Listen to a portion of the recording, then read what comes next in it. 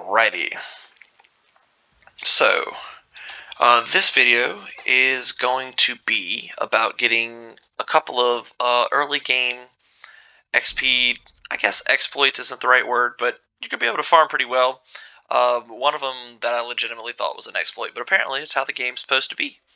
So I'm going to do this from my current save because I'm not a big YouTube video person, so I don't think this will get that popular. However, if this video does get enough views and people liking it, whatever, I guess I can go ahead and start from new game. Um, you know, just to show it, make it look better. Probably take about 30 minutes or 40 minutes or so to do from the very start of the game if you just follow this and speed run it. So like I said, I'm already in my game, and this is the first area that is an infinite experience farm.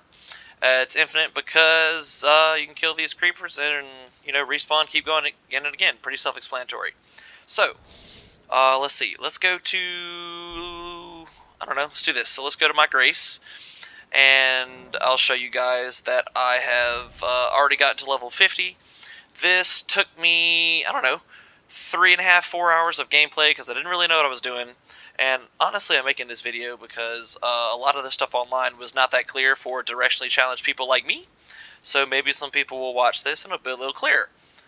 So I'm going to show you two different XP farming techniques. The first one is going to be in this area right here. I don't know if you can see it off in the distance. It's these dudes over here.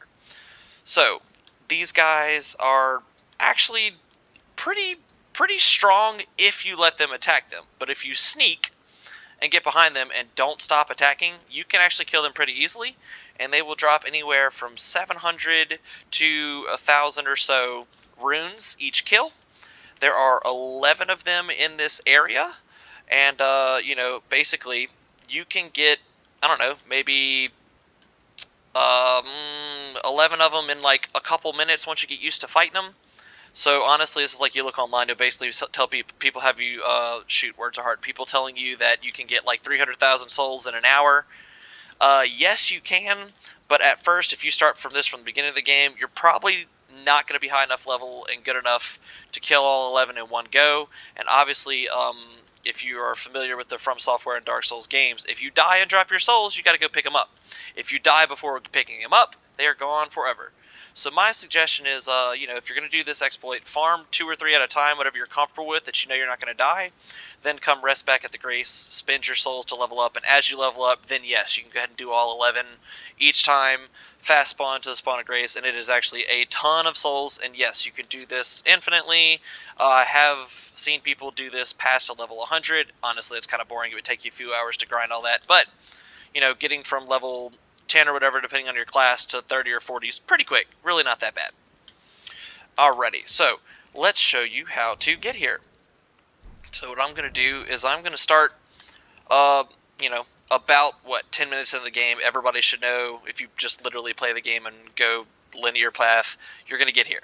You're basically going to come to what's called Limgrave.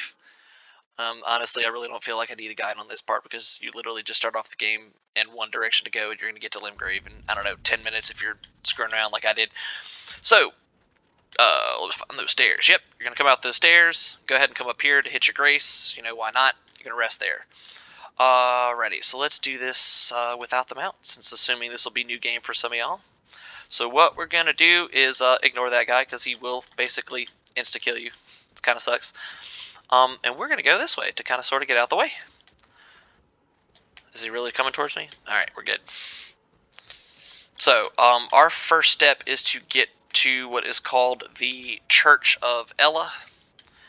And basically, as you progress, through the very beginning of the game, you're going to need to do a couple of things. The first one being you're going to need to get the finger.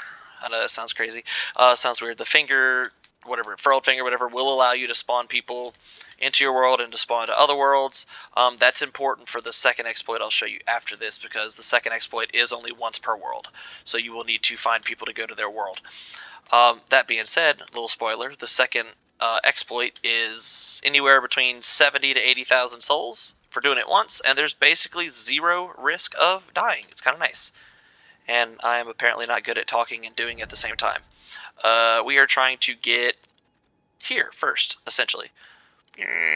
Oh, I passed it up. Let's do this first. Church of Elleh, because we're going to go ahead and show you how to do the finger and stuff to progress the story, so you can go ahead and do both of these exploits in one go. Let's see if I can be efficient with this tutorial. So, got a little rundown church here. You're going to go ahead and hit this sign of grace right here, so it kind of lights up the map a little bit. This Santa Claus dressed person here is a merchant, and you are going to need 300 runes. I almost called him souls, Dark Souls fan. You're going to need 300 runes to buy. Let me go through this work here. Yeah, come on, buddy. Yep. So you're going to need 300 runes to buy this crafting kit. Like I said, this is for the second exploit, because you will need a crafting kit to make the furled finger remedies, which is how you're going to be, spawned to and from your friends' worlds if you decide to do that. So under item crafting, you can make these. These are for basically bringing people to your world. So if you get your crafting kit, then you can make these with two. I don't have any on me. With two. Oh, I forget. There's one over here. Two of these. What are they called? Little glowy things. Where are they? Yep. There we go. These. Yeah, flowers. Early flowers. You need these. Two of them to make a curled finger remedy. You will need these to be able to see the gold summon signs to bring people to your world. So, to recap, you need the crafting kit to be able to lay a summoning sign. Or sorry, crafting kit to be able to make those remedies. And when your friend lays down their summoning sign, you would need to, let's see, pull up my inventory. Boop, crafting. You would need to pop this, and when you use that, you will be able to see summoning signs around the area. If you are trying to connect with a specific friend, you will need to go to your multiplayer section, press the Y button. Oh lord, I realized that I did not change my completely inappropriate password, but you would need to press Y and put the password to whatever you and your friends are going to do. This is not necessary. This is just for fun, for groups. This will only allow you to be spawned and spawn people within your multiplayer password. It does not stop you from getting invaded from other people. There is no way around that except for turning your game to offline mode, which I will not explain in this tutorial. So, with that said, when you progress far enough into the game, you will get... Where are we at? This tarnished furled finger. Whoever is trying to go to another world will use this. This has infinite uses. It sets down a sign. However, if you're going to bring people to your world, you need the furl calling finger remedy. These do go away after use. They last a little while before they go away, but you will have to make these. That being said, they're not hard to get. You need the flowers, which as you can see is right next to a sign of grace. So if you really don't want to spend the time looking for them, you can come to the Church of Elleh, get your flower right there, immediately sit at the grace again, and it'll be back up. You can repeat this process, but like I said, you only need two. I would personally do 4 just in case you don't see it the first time, because sometimes, just like Dark Souls, this game is not the best at catching the signs. Alright, boom, now we got that out the way. Let's do the mount for this first exploit, because it's kind of sort of really hard to get where we need to go without a mount. So where we're trying to go, pull up my map, is we're going to try to go up here to either one of these. You won't have these on your game, but they will be when you go there. These are signs of grace. So if you make your way towards the gate front ruins, there is a girl there with a hood and one eye. She will not pop up until you activate your second or third sign of grace. So that's what we're trying to do. It literally doesn't matter left or right. I'd probably go for this one because there's some dudes here. Maybe don't fight them. They'll aggro the crap out of you. But you need to go find that sign of grace. And when you activate that, it should start a cutscene. And once you get your cutscene with the chick with the hood and the one eye, she will give you this little ring. I apparently don't know where I put that marker. Where we at? Should be a blue marker somewhere. Yep, there we go. She will give you the ring that allows you to spawn what's called torrents, basically a mount. If you like Breath of the Wild, it's basically a horse you can ride around. Okay, yep. So, maybe, avoid these guys, because there's one guy with a horn. If he sees you, he will, I kid you not, sick like 12 of those guys on him. You're not going to beat him. I mean, I don't know, maybe you're really good at the game or something, but in my opinion, you'd have to be really good and lucky to be able to fight essentially 12 people at once. Alrighty. So, depending on what direction you're coming from this, you see that there's some bushes there, so make sure you keep a good eye out because that grace is kind of hard to see from the bush. Alrighty. Awesome. So, you're going to activate this. Like I said, it'll do a cutscene. If you don't want to go for this one, there is one right over there towards the castle opening. Either way is fine. Don't suggest fighting the enemies to get there. So, you get that cutscene, and you will get your mount. Your mount is going to be this little thing right here. You can equip this to either a pouch or you can even equip it to your thing down here where your flasks are and rotate through it. I personally just use it in a pouch so I can do this and not have to rotate through my flasks for combat. Boom. Let's continue. So what we're going to do, once again, you're not going to have this map filled out, but I'm just showing you here as far as the road goes. We're going to cross this bridge from the Lake North. We're going to cross the bridge and we're going to take the left path. And we're essentially just going to follow the road up to the Church of Marika. Don't worry if your map isn't really fledged out that way. You pretty much just follow the road. My suggestion is don't actually stay on the road too much because there tends to be some enemies that you'll aggro. You will have to cross the bridge, but other than that, you can kind of sort of just stay near the road and make your way there. So that's what we're going to do. And like I said, I'm going to go ahead and actually do it myself because I was very annoyed that there was not a whole lot really showing you how to get there, and I'm pretty directionally challenged, so it's a little difficult for me. So maybe some of you who don't do well, just kind of sort of guessing. Oh, let me hit this. Sorry, I am going to hit this. Nope, we're not. I'm going to ignore that. Get away. Oh my god, leave me alone, dude. Just so you know, those little golden roller scarab things, those things are actually really awesome. They will give you, leave me alone, bro. They will give you this, what's it, some kind of liver thingy that's really, really important later in the game, because if you mess up your spec or you get stuck and you want to re-level some things, those things actually will allow you to completely respec your character. All the levels you've gained, you can redo your attributes. You cannot go down levels, but you can use that to readjust. If you decided you put too many points into, I don't know, endurance, for example, and you felt like you didn't have enough HP to do things, that'd be an example of what that's for. They're very rare, so keep an eye out for them, and maybe don't waste them, because they are limited in number as far as I understand. Sweet. Alrighty. Man, I'm really good at getting sidetracked. So, let's do this. We are going to make our way, like I said, to that church of, what is it, Mithra or whatever? Don't really know how to say half these names because they're made up or whatever, but that's fine. It's going to be super obvious, so here we go.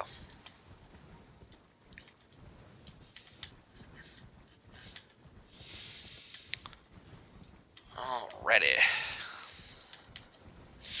There is a sign of grace somewhere around here on the road on the way here, so if you are having trouble getting here for some reason as far as getting killed, there is a sign of grace. So let me see if I can get somewhere where I can safely look at my map.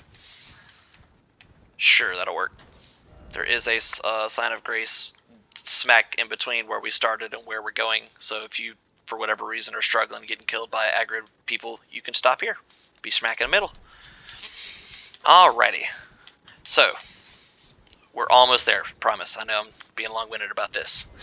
So, we're going to go ahead and activate this site of grace, and then we're going to go essentially behind this big statue here. So we're going to go around. You are looking for some little water lake area. Yeah, ignore that. He'll slap you if you don't dodge roll. Yeah, that's what we want. So we're going to use this water here. We're going to go to the right and just kind of follow it until you can't anymore into these bushes. They really didn't make this obvious, nor should they. So what this is this is a portal. So this portal will actually take you to a part of the map that you really can't access at this point in the game without the portal. I mean, I suppose you could, it'd just be really difficult. So, we're going to go through this portal. Fair warning, when you go through this portal, do not immediately move, and look at that, there's why. So, big scary looking dude, he's actually not that scary if you just get on your mount, and you can, I kid you not, just run past him. not a problem. No problem whatsoever. And check it out, we are actually in the infinite XP farm area. So what we're gonna do is go to this bridge over here, and that's where your grace is. Excuse me, your side of grace is gonna be. Yep, ignore these guys to start. Those are the dudes we're gonna farm, but we want to get the side of grace first for easy and efficient farming. Boom! Look at that. And if you've stuck with me this long, you will see that we are right where I started the video, because I'm lazy and, like I said, did not want to do a new game unless this got popular. Boom.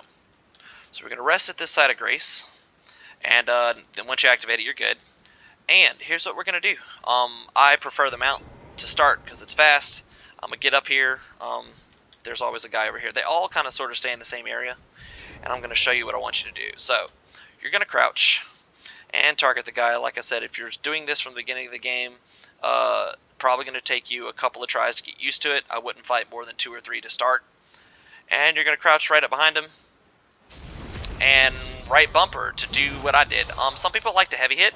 You will actually do more damage by not heavy hitting. Yep, and if you see how much damage that did, that's a whole lot. I'm level, what, 50 or whatever? Oh my god, leave me alone. That was so bad. That's embarrassing. So if you see I'm level like 50 and that dude literally chunked out half my health is at 40, which is kind of sort of the max before it starts degrading. So yeah, that's what you want to do. You want to crouch down, sneak up behind them. Dude, sneak is OP in this game. And use the weak attack, not the strong attack. The heavy attack seems nice, but as you saw, if you get directly touching their back and use the regular attack, it will actually essentially a fatality on them. Oh, there's another one. And, you know, practice this. And if you notice, each of these guys to start will drop between 700 and 1,000 something souls.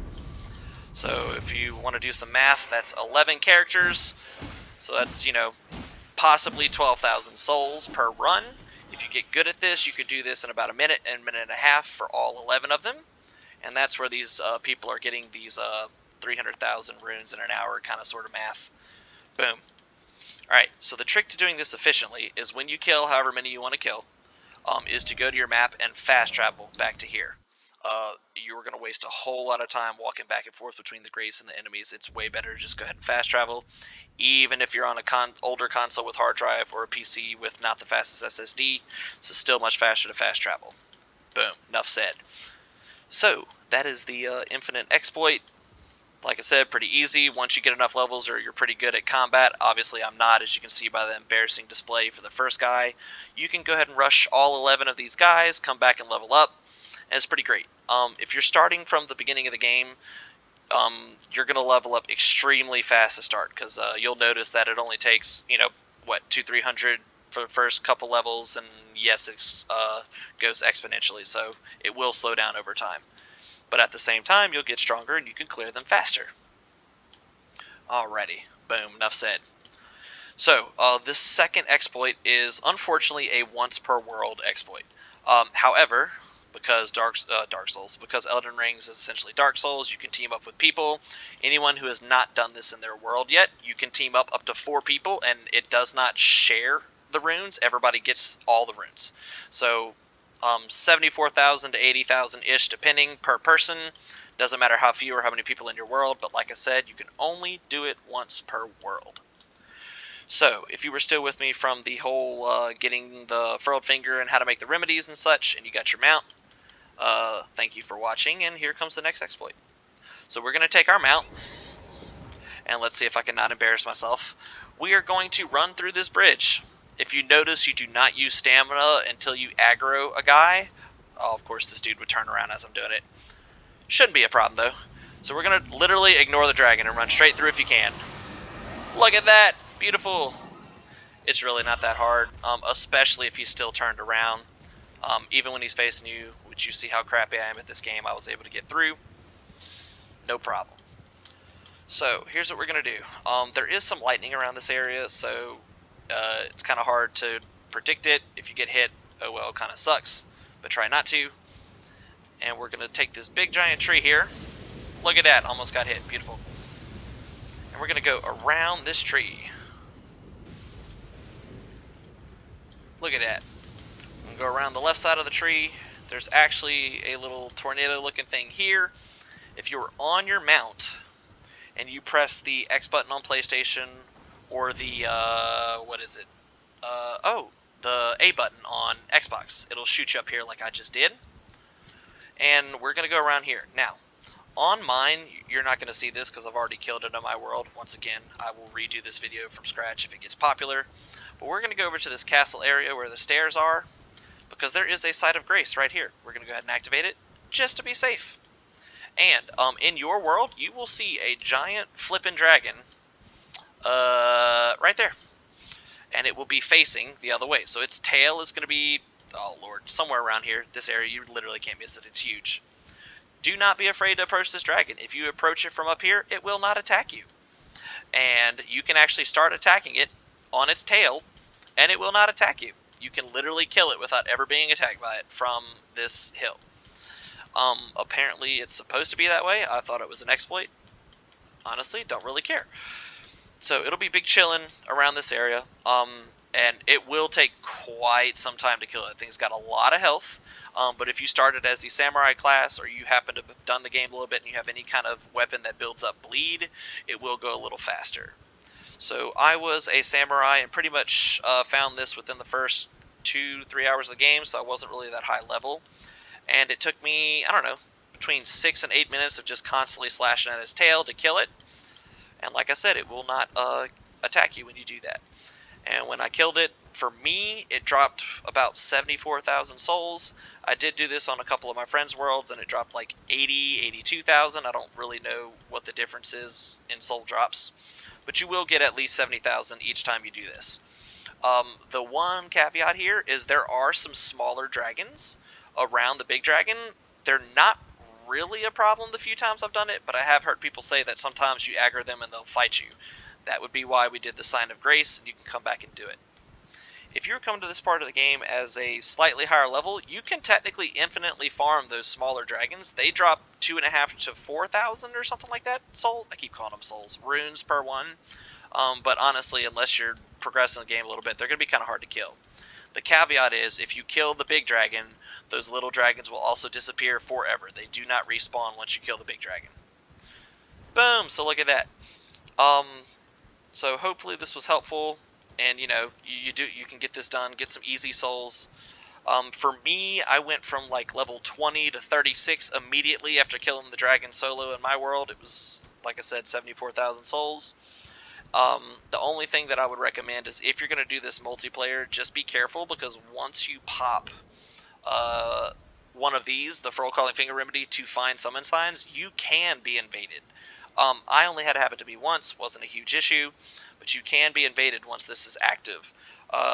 So keep that in mind. I guess I'll go ahead and explain one more time how this works for new players. If you want people to come to your world, you need to have them lay down the Tarnished Furled Finger, which has infinite uses, and once everyone's laid it down, you will need to use the Finger Remedy. Opposite to go the other way. If you're trying to join someone else's world, you need to use the Furled Finger, infinite use, and they would need to pop the Remedy to be able to see your summon sign. Last thing I guess I should explain is everyone will have to be in the same area to see the summon sign. So for example, if I lay my summon sign here, and someone wants to bring me to their world and they are elsewhere on the map, it will not work. They have to be where you are for you to summon them, or them to summon you, vice versa. Sweet. So I hope this was a helpful tutorial, because like I said, it would have been nice for me to have that, because I'm directionally challenged. I realize I talk fast, so maybe some of y'all will have to slow this down or repeat. Feel free to like and comment, ask me questions. I'm new to the game, but I've been having fun learning stuff all the time. Let me know what you think. And like I said, if this gets popular enough, I'll go ahead and do it from scratch, from a fresh build, just to make it, I guess, more authentic. But hopefully this was clear enough for those of you that saw what I did here.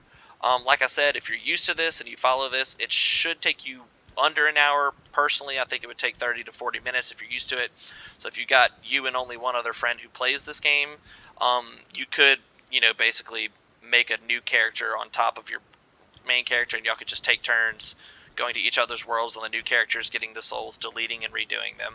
I guess that's kind of a long way around it, but you know, maybe you're like me and you don't have a whole lot of friends. Ha. I guess one other thing to say, I just thought about it, is this game is not cross-platform compatible, so you will have to do this with people who are playing either on PC to PC, Xbox to Xbox, or PlayStation to PlayStation. Unfortunately, PC players cannot connect with Xbox or anything like that. One of the cool things, though, is it is cross-gen playable. So in other words, if you're on PS5 because you were cool enough to get one or had money from a scalper, and your friends on PS4, you can connect with each other. So PS5, PS4 can connect with each other, and Xbox One and Xbox Series X can connect to each other. You just cannot connect cross platform, you know, like Xbox to PlayStation or PlayStation to PC, that kind of thing. Boom. You know what? I guess this is enough rambling on. So, hopefully this helped you out, and let me know if it did. I'd really appreciate it. I really don't do YouTube videos, as you can see by my channel if you take the time to look. However, I wouldn't mind starting if it goes somewhere, but this is just kind of like a personal annoyance to me that there wasn't any very clear explanation for directionally challenged people like me. Alrighty. Hope y'all enjoyed the stream.